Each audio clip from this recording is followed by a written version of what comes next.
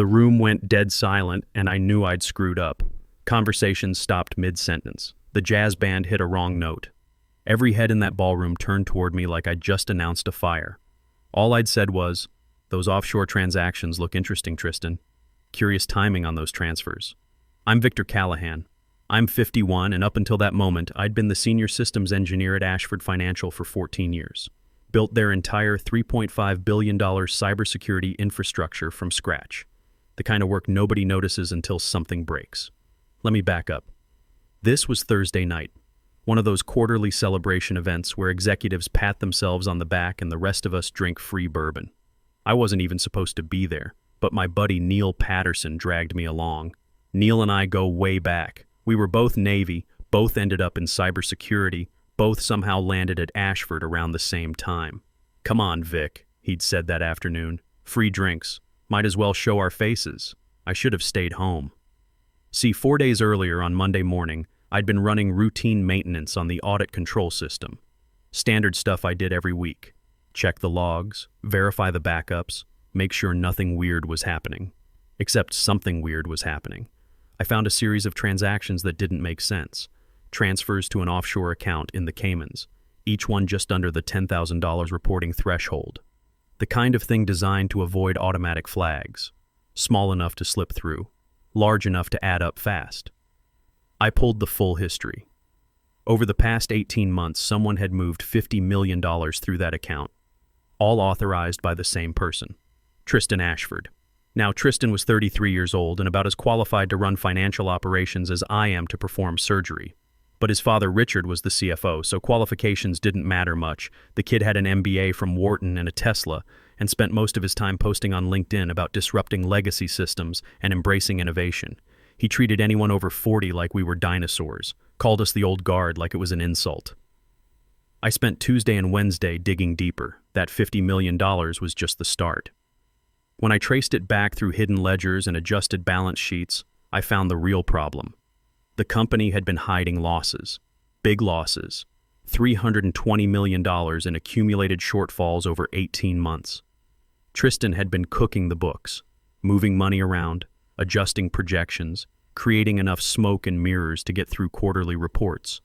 The $50 million offshore was probably his personal insurance policy, or maybe a payoff. Either way, it was fraud. I should have gone straight to the board, should have filed a formal report. But I made the mistake of thinking there was still loyalty in this place, still integrity. So Thursday afternoon, I sent an internal email to Richard Ashford. Not accusatory, just factual. Found some irregularities in the audit logs we should discuss before the quarterly review. I got no response. Then Thursday night at that ballroom event, I saw Tristan giving his usual speech, standing at the microphone talking about sustainable growth and financial transparency with that entitled smirk. I'd had 2 bourbons, maybe 3. My filter was gone. When he finished, I walked up and said it. Those offshore transactions. Curious timing. His smile died. His father stiffened next to him. The whole room felt it. That shift when something goes wrong and everyone knows it. Tristan's phone lit up in his hand. I caught a glimpse of the screen. A text from someone. "Handle this. Tonight." 20 minutes later, 2 junior managers I barely knew pulled me into a glass conference room. Tristan followed, with Richard trailing behind, looking uncomfortable. "Close the door," Tristan said. I stayed standing. "What's going on?" "What's going on?" He turned on me. "You just violated company protocol in front of 200 people. I asked a question. You made an accusation.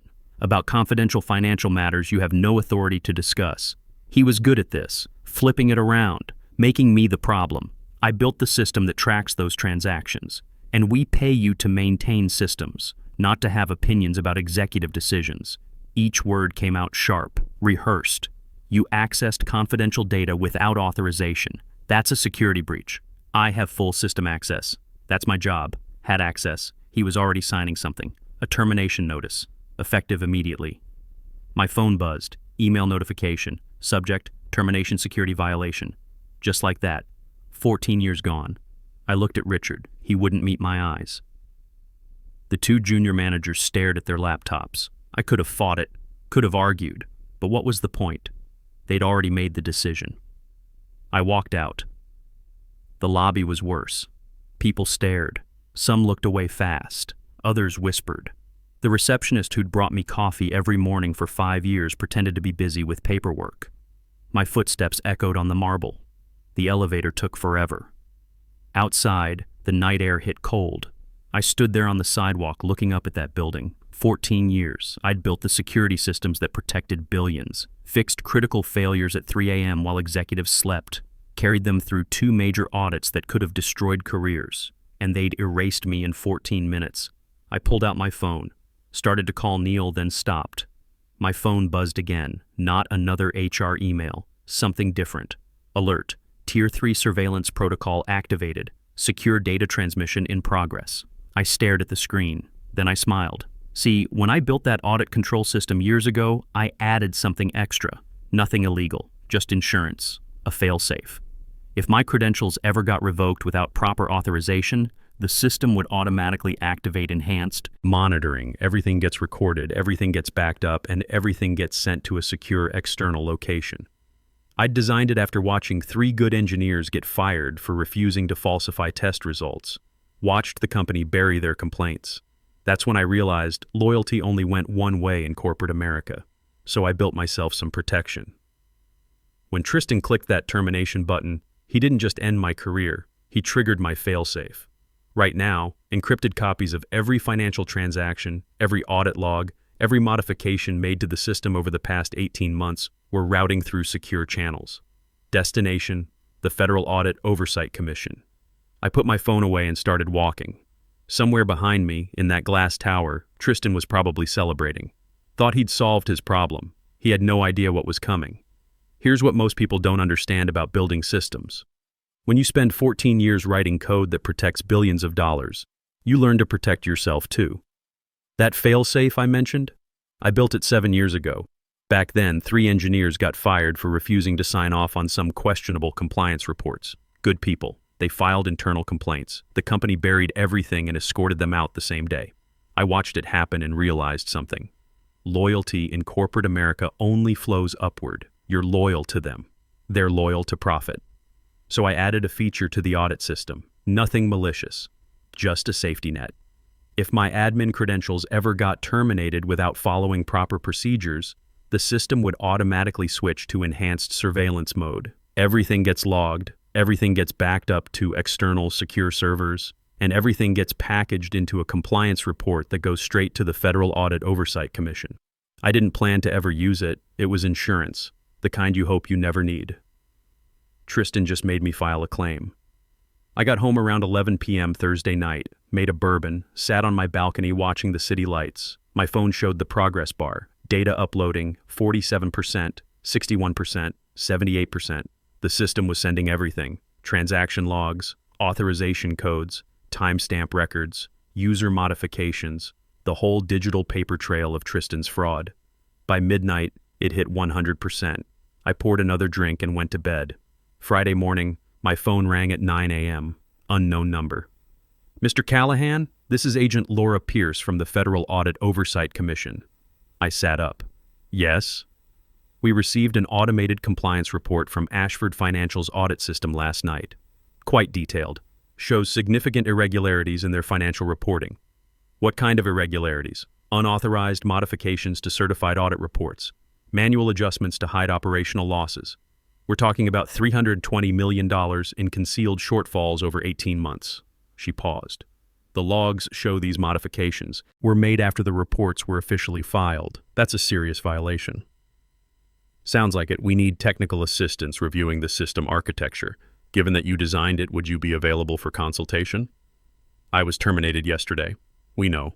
That termination is actually part of our inquiry. The timing raises questions. Another pause. You flagged the offshore transactions, didn't you? I sent an internal report to the CFO. Got fired 6 hours later. That's what we thought. We'd like you to come in Monday morning. Bring any documentation you have. I'll be there. After I hung up, I called Neil. Vic, man, what the hell happened last night? He sounded stressed. HR sent out a company-wide email. Said you were terminated for unauthorized access to confidential data. Tristan's covering his tracks. Covering what tracks? I told him. The offshore accounts. The $50 million, the hidden $320 million in losses. Neil was quiet for a long moment. Holy shit. Yeah. So what now? Now I wait. The system I built already sent everything to the feds. Tristan doesn't know it yet, but he's done. Good. That kid's been a nightmare since day one. Neil exhaled. Listen, a few of us are pissed about how they handled this. You've been here longer than most of the executives. They had no right. Appreciate it, but stay out of it. Don't put your job at risk. Already at risk, man. Half the IT department is updating resumes. If they can fire you like that, none of us are safe. We talked for a few more minutes, then I spent the rest of Friday morning documenting everything. Not just the technical logs, but the timeline, the pattern of transactions, the shell companies, the offshore routing. I'd been looking at financial systems for 14 years. I knew the difference between honest mistakes and deliberate fraud. This was deliberate. Around 1 p.m., Neil texted me. Emergency board meeting. Richard looks like he's dying. Something's happening. I texted back. Investor presentation today? Yeah. 2 p.m. Big one. Tristan's been prepping all week. I smiled. That presentation was about to go sideways. See, here's what Tristan didn't understand about the system I built. It wasn't just recording data. It was validating it. Every financial report that goes out has to pass integrity checks. The system compares the official numbers against the raw transaction logs. If something doesn't match, it won't validate, won't let you export, won't let you present. And right now, nothing would match. Because Tristan had spent the past 18 months manually adjusting reports to hide those losses. At 2:30 p.m., Neil called. Vic, you need to hear this. The presentation just imploded. What happened? Tristan stood up to present the quarterly numbers, had his slides ready, confident as hell. Then the validation error popped up on the main screen. In front of 30 investors. What'd it say? Report validation failed. Data integrity error. Export denied. Neil was almost laughing. Someone asked what it meant. Then someone noticed the stock price dropping. Real time. On the ticker in the corner. How bad? Started at $127. Dropped to $109 in about 10 minutes. Everyone started panicking. Phones came out. Then the main screen went black. And when it came back on, there was a message. Big red text. Said something like, System integrity alert. Unauthorized modifications detected. Automated compliance report transmitted. Didn't say where it was transmitted to, but everyone assumed the feds. I leaned back in my chair. How'd Tristan react? Tried to play it off. Said it was a technical glitch. But Richard's face, man, he knew. Patricia Mills from the board started asking questions. Tristan couldn't answer. The whole thing fell apart. Stock still dropping, down to $112 now. 17% in 2 hours. After Neil hung up, I made coffee and pulled up the news. Nothing yet, but it wouldn't take long. By 4 p.m., the headlines started hitting. Ashford Financial Trading halted amid technical issues. By 5 p.m., it got more specific. Sources report federal inquiry into Ashford financial audit practices. By 6 p.m., my phone rang again. Mr. Callahan, this is Richard Ashford. We need to talk. Now. His voice sounded rough, tired. About what? About fixing this situation. Can you come to the office? I checked my watch. I'll be there in an hour. Thank you. I took my time, showered, changed into a clean shirt, made another coffee. They could wait. When you've got leverage, you don't rush. I walked into that boardroom at 7 p.m. Friday night. The energy was completely different from Thursday's celebration. Richard sat at the head of the table, looking 10 years older than he had 24 hours ago. Patricia Mills, the board chair, sat to his right. 2 other board members I recognized flanked them. Tristan wasn't there. Victor, thanks for coming. Richard's voice was flat, exhausted. I stayed standing, didn't sit down, didn't shake hands. Patricia spoke first. We have a situation. The system locked us out of critical financial data. We can't access audit reports, can't generate compliance documents. The federal inquiry makes this time sensitive. I'm aware. Can you restore access? Richard asked. Yes. Relief flickered across his face. What do you need? 2 things. I met his eyes. First, Tristan resigns. Publicly. Effective immediately. Full admission of responsibility for the audit irregularities. Richard's jaw tightened. That's my son. I know. You're asking me to destroy his career. I'm asking you to accept responsibility for fraud. He destroyed his own career when he cooked the books. Patricia leaned forward. Mr. Callahan, I understand you're upset about your termination, but what you're describing sounds like extortion. No. Extortion is threatening harm to get something. I'm offering you a solution to a problem you created. I pulled out my phone, showed them the Federal Audit Oversight Commission email. The feds already have everything. User logs, transaction records, modification timestamps. They don't need me to tell them who made those changes. I put the phone away. The logs will tell them. Tristan's authorization codes are all over those illegal adjustments. His user ID approved every single transaction through that offshore account. This isn't about me getting revenge. This is about you getting ahead of a federal investigation. Richard looked at Patricia. She looked at the other board members. What's the second condition? Patricia asked. The audit system service contract transfers to my consulting firm. Exclusive license, maintenance, security, deployment rights. $3 million annually for 5 years with an equity stake option. One of the board members, an older guy named Howard Chen, spoke up.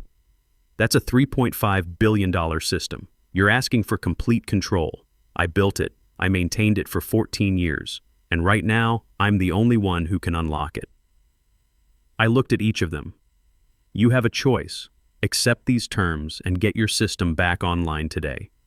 Or spend the next 6 months trying to rebuild from scratch while federal investigators crawl through your data. That's blackmail, Richard said. His voice had an edge now. No. That's business. I stayed calm. You fired me for exposing fraud, called it a security violation to cover up your son's crimes. You humiliated me in front of the entire company. 14 years of loyalty gone in 14 minutes. I let that sit for a moment. Now you want my help. Fine. But it's going to cost you. Not just money, accountability. Richard stood up. He's my son, Victor. Whatever mistakes he made, he's still my son. Then you should have thought about that before you let him commit fraud. I didn't back down. You're the CFO, Richard. You had to know something was wrong. Those losses didn't appear overnight. $320 million doesn't just vanish. His face went red. We had some bad quarters. We were managing it. Managing it? You were hiding it, and your son was stealing from the company while you looked the other way. That's enough, Patricia cut in. She looked at Richard. He's right. We need to get ahead of this. She turned to me. If we agree to your terms, you restore full system access tonight? Within an hour. And the federal investigation. That's between you and them. I'll cooperate with their inquiry, answer their technical questions, but I'm not their informant. The system sent them the evidence automatically. What they do with it is up to them. Patricia nodded slowly. She looked at Richard again. We don't have a choice. Richard sat down heavily. For a long moment, he just stared at the table. Then he looked up at me. You really won't budge on Tristan's resignation? No. What if I resign instead? Take responsibility myself. I considered that. Doesn't work. The logs show Tristan's authorization codes. The feds will want to talk to him either way. You resigning just makes you both look guilty. He made mistakes, bad judgment, but he's not a criminal. He moved $50 million through an offshore account and hid $320 million in losses. That's not bad judgment. That's fraud. I softened my voice slightly. Look, Richard, I don't enjoy this, but you put me in an impossible position. You chose to protect him instead of doing the right thing. He's family. I get that. But I gave this company 14 years, nights, weekends, holidays. I bled for this place, and you erased me without a second thought. The room went quiet. Patricia broke the silence. We accept your terms. Draw up the contract. Richard, you need to talk to Tristan. Richard closed his eyes, nodded once. Where is he? I asked. Home. He left right after the investor meeting collapsed. Richard's voice was hollow. Said he needed to think. He needs a lawyer, I said. The feds are going to want to interview him, probably early next week. Patricia looked at the corporate counsel who'd been sitting silently in the corner. Draft the service agreement, standard exclusivity terms, $3 million annually, 5-year contract, add the equity stake clause. While they worked on the paperwork, I pulled out my laptop and started the unlock sequence. It wasn't complicated, just required my admin credentials and a master override code I'd built into the system years ago. 15 minutes later, the system came back online. Financial data accessible, audit reports unlocked, compliance tools restored. I closed my laptop. "You're good to go." Patricia slid the contract across the table. I read through it carefully. Everything I'd asked for, everything in writing, I signed. "I'll need first quarter payment by next Friday," I said. "You'll have it." Richard stood up. "Victor, for what it's worth, I'm sorry. You deserved better than this." I looked at him. "Yeah, I did." I walked out of that building at 8:30 p.m. Friday night. This time, nobody avoided my eyes. A few people even nodded. Outside, the city lights looked different, brighter somehow. My phone buzzed. "Neil, did it work?" "Yeah, it worked. Good. Drinks tomorrow?" "Definitely." The weekend passed slow. I spent Saturday in my garage working on the Mustang, a 1967 fastback I'd been restoring for 3 years. Needed new brake lines and the carburetor was giving me trouble, but it was good work. Kept my hands busy while my mind processed everything. Neil came by Sunday afternoon with beer and pizza. "Company's in full panic mode," he said, popping open a bottle. HR sent out another email. Said there's going to be organizational restructuring. Code for heads are going to roll. "Tristan resign yet?" "Not officially. But word is Richard's been meeting with lawyers all weekend." Neil took a drink. Stock closed Friday at $104, down 22% in one day. Ouch. "Yeah. Some investors are calling for Richard to step down too. Board's getting pressure from all sides." He looked at the Mustang. "How's she coming?" "Getting there. Might actually have her running by summer." We drank beer and talked about things that weren't Ashford Financial. Football. Neil's daughter starting college in the fall. Normal stuff.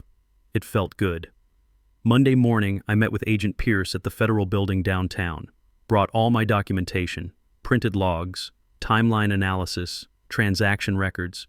She was mid-40s, sharp eyes, no-nonsense attitude.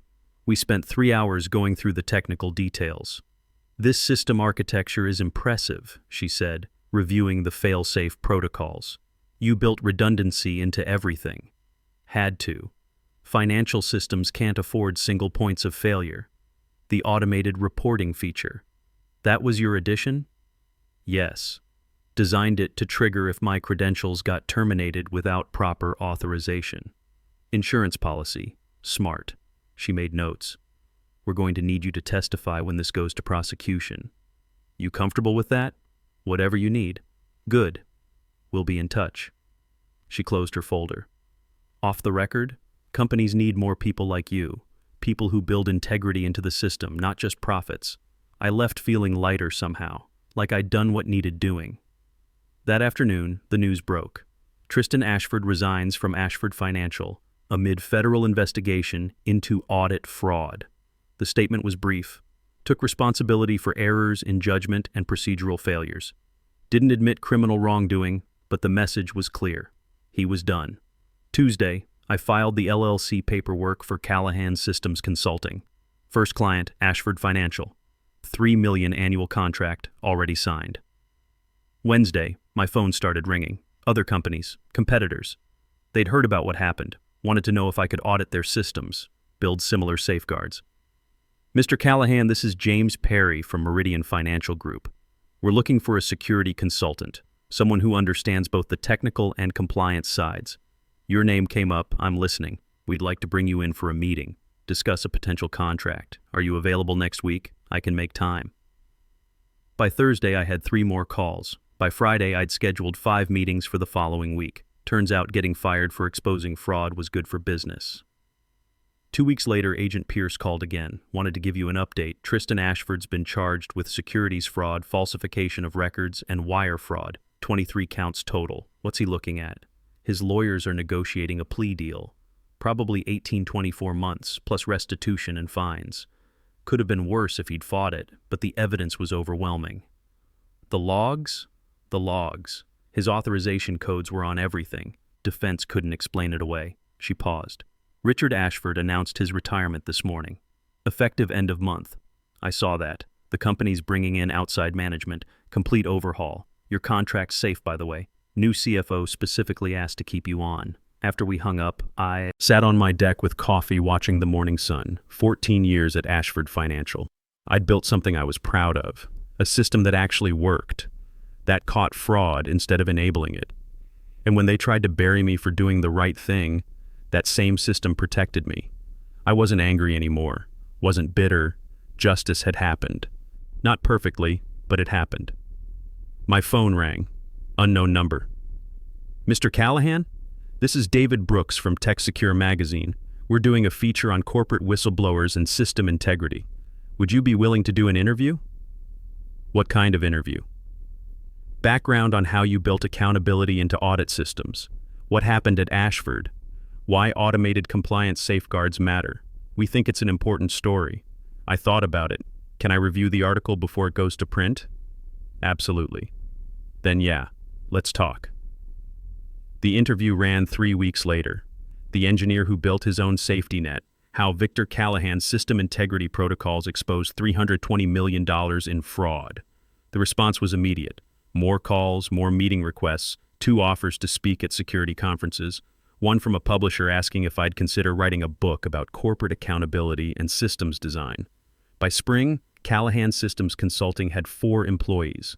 By summer, we had 6. Neil left Ashford and joined me as operations director. A few other good engineers from the old guard followed.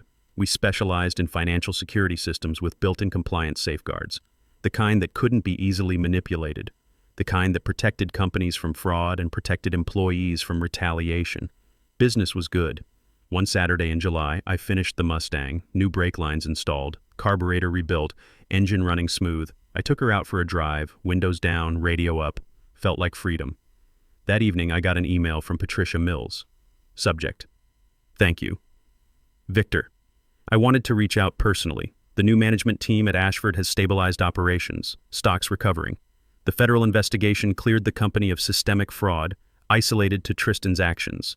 Your system's integrity protocols were cited as a key factor in detecting and reporting the violations. You built something remarkable. More importantly, you stood up when it mattered. That took courage. If you're ever interested in returning to Ashford in an advisory capacity, we'd welcome the conversation.